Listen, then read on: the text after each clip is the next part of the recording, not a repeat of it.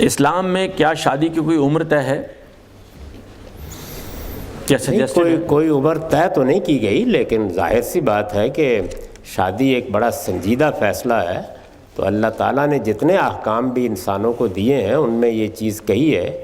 کہ وہ بلوغت کے بعد جب انسان رشد کو پہنچ جائے، یعنی جب حقیقی طور پر چیزوں کو سمجھ سکے، ذمہ داری لے سکے، اسی وقت وہ ذمہ داریاں اس کو سپرد کرنی چاہیے۔ مثلا یتیموں کی جائیداد کے بارے میں یہ ہدایت کی ہے کہ اس وقت تک اس کا نظم اپنے پاس رکھو جب تک یتیم رشد کی عمر کو نہیں پہنچ جاتا، یعنی اپنے معاملات سنبھال نہیں لیتا۔